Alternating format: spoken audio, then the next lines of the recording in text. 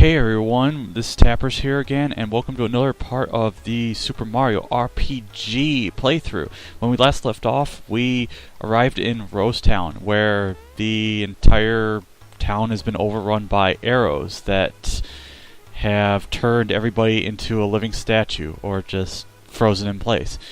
So, we also got to meet Gaz, and apparently a doll went into the forest maze, so I guess we're going to go here and try to find out if there's a star or something else going on. And if we can find it, we get a Kero Kero Cola. Also, you'll see a ton of mushrooms in this place where you can collect them. This wiggler here is... and I kind of failed. Let's see if I can try again. If you're lucky, you can get into a random battle. But if you're lucky, if you jump on it enough times, you will get a frog coin out of it. It's not the easiest thing in the world, but I'm not going to spend too much time with it. Uh-oh.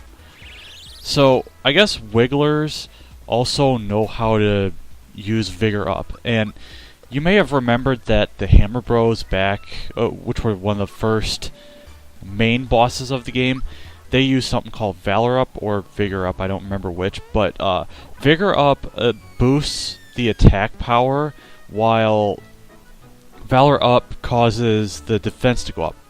We also have more rat funks and these fake mushroom things disguised as, well, mushrooms, called Amanitas. I'm not even going to try to pronounce that.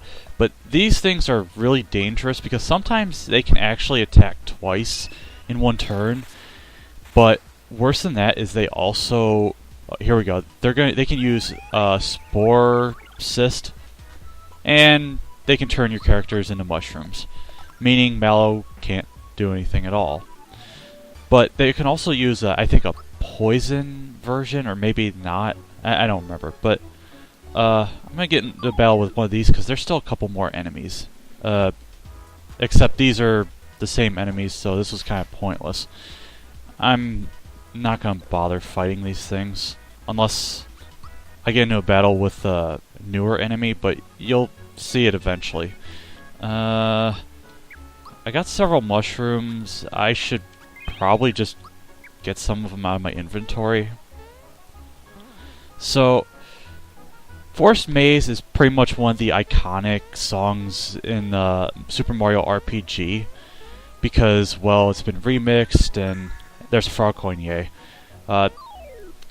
Pretty much there's a bunch of remixes and fan songs, but we got a couple new enemies. We got buzzers, which are bees, and they're very fast. Usually if you get into battle with them, they go first. And then we also have gorillas, which are totally not Donkey Kong. And I think one of them is weak to lightning. No, wait. The buzzer is weak to ice and fire, and gorilla or Candy Kong is weak to fire itself, because I guess animals are weak to fire and all that. But these enemies are no problem. There is one other common enemy in this level. I just don't remember where it is. But here we've got like 10,000 different empty tree stumps. But there's some significant stuff, like an empty chest. Yeah, there's really a hidden chest that's empty. Where is... okay, there's 2 more hidden chests. I think this is one. There we go. Found a flower, and we're gonna bail. Big time. There's nothing else in any of these other tree stumps except this one. If you go down here, you'll see that there's absolutely nothing. Until you also see a sleeping wiggler. But we're just gonna grab this chest, and we're gonna book it. Oh my god. It gets enraged when we sneak up close to it, because we just barely touched him in an inappropriate spot. But anyway, the Wiggler decides to retreat to this area that just magically appears out of nowhere, and he decides to take a nap here, and there is nothing you can do to wake him up. Can I get into a battle with those things? Let's see. Nope. Still not finding them. That's kind of odd. And they run away. So I guess I'll just take these ones out while I still can. There is an enemy down here called Octolot. It's one of the weirdest looking enemies you'll see in this game. It's a flying beetle thing with two sticks that have Koopa shells sitting on top of them, which almost look like eyes. Anyway, that is Psychopath that I just got from Mallow. It basically lets you... Oh my god. That is a ton of rat funk that I probably should not have gotten in a fight with. But, I mean, I could try to describe what that thing is, but unless I get into a battle with it, my explanation isn't exactly doing this justice. So, yeah, we're going to bail. And we're going to almost get into a battle with one of those mushroom fake things. This is kind of the last part of the area. We got a save block, meaning that something's going to be going down very soon. But we're going to get this, and we have a red essence. Did I get one of these earlier? No. A red essence is probably one of the best items you can get in the game. If you use it on an ally, they cannot be harmed for 3 turns. They take no damage. They cannot be killed. There's also a downside to it, but it's not relevant right now because it's kind of situational. So, anyway, we're going to save here just in case something bad happens, because we're going to have a boss fight soon, but we're going to head here to the actual forest maze part. As you can see, Gino is kind of going all up and down and all around, and I'm also getting into fights with bees. Okay, so now you get a little demo of what these bees can do. They can cause poison status. I think they can also use... they can also turn you into mushrooms. Unless I'm thinking of a different palette swap of these bees later on, but... whatever. They all die regardless. But, one spell I did not explain is Mallow's new spell called Psychopath. For one flower point, you can look up how much HP the enemy you're fighting, or the enemy that you target, has. And if you time it right, you can also see what they're thinking, and sometimes they have something very funny to say. I probably could show it off, but actually I can just show it off real quick if I can survive this. So I'm just gonna let's heal with Mario, and once it's Mallow's turn, okay, we use Psychopath for 1 flower point. The spotlights will... If you hit it right before it shows, don't confuse me with someone else. Yeah, I already made the joke, so... Yeah, it's pretty amazing like that. So, anyway, that's Psychopath for you. I really do love the ability because there might be something interesting. And Mario gets Super Jump. This is a very good move where... okay, before I get to that, I should mention what I'm doing. Remember the pathway, or the instructions that the old man told you about left, left, straight, right? Well, if you go those directions from Mario's perspective, you'll eventually reach this, the hidden treasure room. And you get 5 chests that have a frog coin, you have 5 coins there, a mushroom, a flower, and you have 5 more coins. Anyway, I was going to mention about, what was it, Super Jump? For 7 flower points, if you time Y correctly when you jump, just as you jump on the enemy, you can keep jumping endlessly until it finally gives out.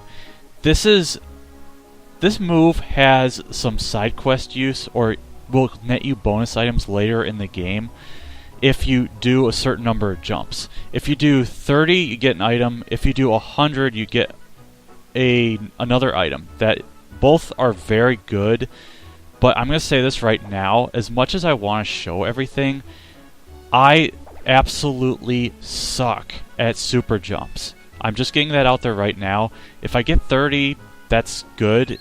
If I don't, then all well. It just means I make the playthrough a slight bit more interesting.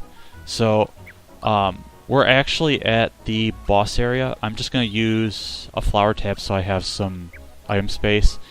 And actually, wait a sec. What do I have for accessories?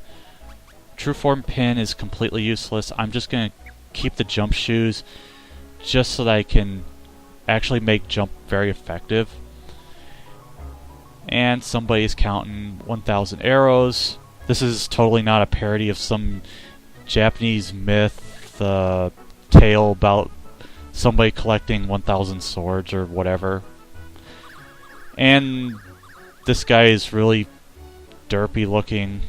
His eyes all messed up or something like that, and almost kind of makes you wonder if he's related to Croco with how he talks.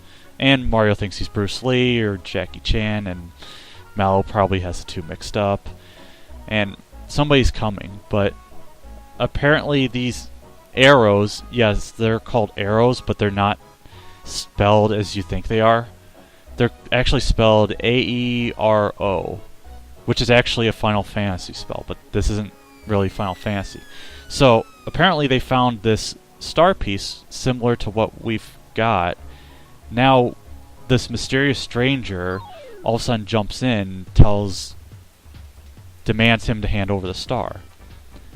And we find out he serves a higher authority. It belongs to everybody, and he cannot keep it. Yeah, angry I am. Yeah, listen, I'll teach you. And he's going to teach him a lesson by just shooting arrows off into the distance. And now, all of a sudden we're in this narrow pathway, and we're only like, what, 20 feet actually from this weirdo that we don't even know yet. But we're going to be saving the guy in blue, because we're red, white, and blue. That's kind of how it is. But yeah, we're dodging rain. We're not really doing a whole lot. Mallow's not going to cry, but he is going to get ditched by Mario as we keep dodging arrow rain and spending a year trying to get to somebody that's only a few feet from us. Now, yeah, I wish I knew what kind of move Gino pulled. I mean, he could be a wrestler in his off days. Probably suplexed him, and Mario saves the day. Except, I'm pretty sure somebody of higher authority that tries to stand up to this weirdo would actually be able to survive an arrow. But actually, those are the kind of arrows that, well, froze the townspeople, but they're just NPCs. They're not really important. And apparently Gino seems to know who we are, and like most people, he knows we're Mario. But Bowyer is not having any of this crap, and now we gotta fight him. So we have Gino. I would talk a little bit about him, but, well, we can't see his stats since we're already in battle, but he has this move called Gino Beam.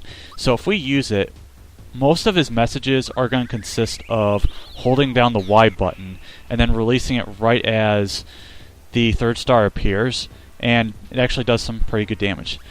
Super Jump I might as well show off, and hopefully not suck at it.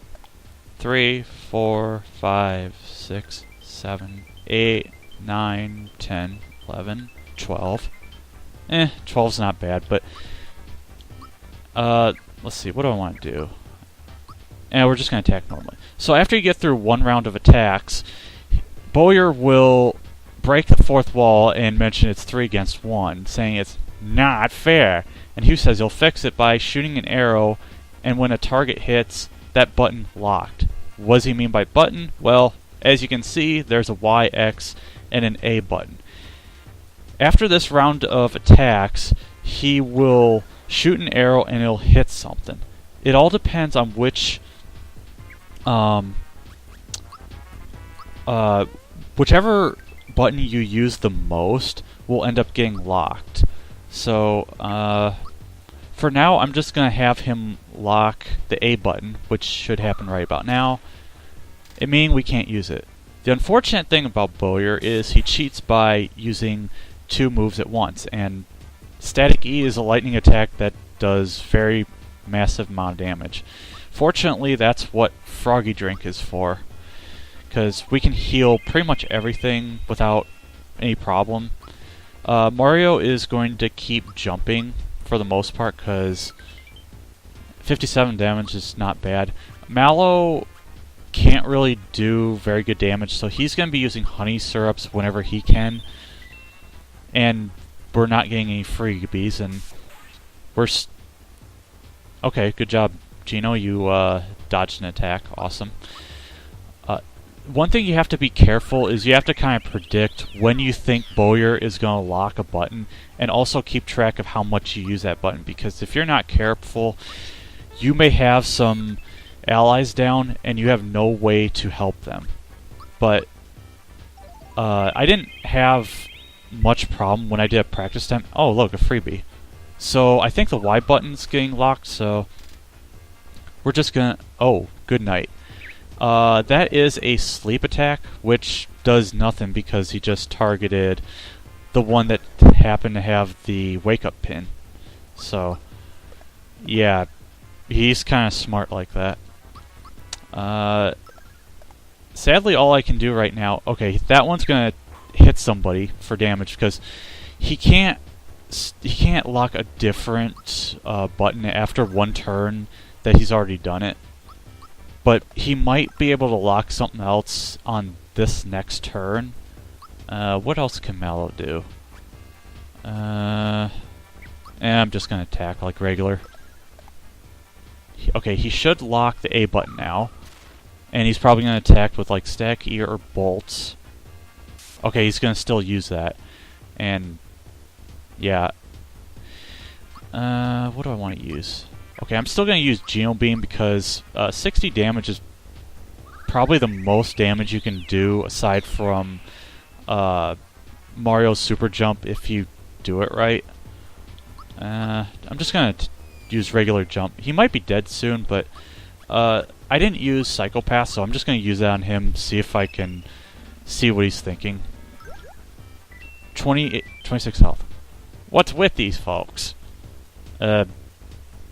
Yeah, I don't have anything clever to say about that. So, uh-oh, Geno died, but it doesn't matter because Bowyer is dead and showers into coins.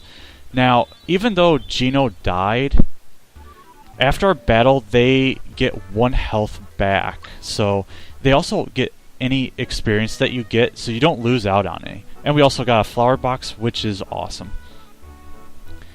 You know, I'm more than just a doll, don't you? No? He is a visitor from above, but where is he from? Apparently the sky is where Mallow thinks he's from, but actually he's from a place called Star Road, which is kind of heaven, but it's not. And now he tells us about the whole Star Road and shooting stars, granting wishes that pretty much Frogfucius kind of told us about. And apparently this sword, which was a part of the Smithy gang, destroyed Star Road and scattered the stars into 7 pieces. And because of that, wishes can no longer be granted true. So, and Mallow fails by getting the name wrong, and I think Geno takes kind of great offense to it, but sort of not really. So, if we find all 7 star pieces, then they'll come together and everything will be hunky-dory. But we also have to defeat Smithy and all that good stuff. He is heart note exclamation question mark. But we can call him Geno. I mean, I don't really know how you'd even pronounce that. I mean, you'd almost just have to call him a composer, or you could just consider his name a Yoshi sound or something like that. Wait! or something like that. But twinkle, twinkle, twinkle. And in a few seconds, we get our second star piece, which is in a forest, and it happens to be green, because that's kind of how it works. So we got one at the Mushroom Kingdom, which is blue. I don't know how that fits. We have the green one in the forest, so I'm not gonna... We can go ahead and make a guess that a red one will be in a fireplace, and there might be another blue one that will be in the sea. I heard everything. Who would have known that star was important? Gotta inform Smithy. Well, at least he acknowledges Smithy this time, unlike the shysters that just said, we gotta inform our boss, but really it's whatever. So, yeah, we got everything, and these stumps have nothing of interest. So, we're just gonna head on over. Now, we have several places we can go. We can go to the Pipe Vault, Moleville, or we can go back to Rosetown. We're going to head back to Rosetown and see that everything is back to normal. Cheery music, everybody's moving, and everything's all good. And with that, this is a good place to end this segment, so this has been Tapras, and I guess I'll see you next time for whatever happens next. See ya.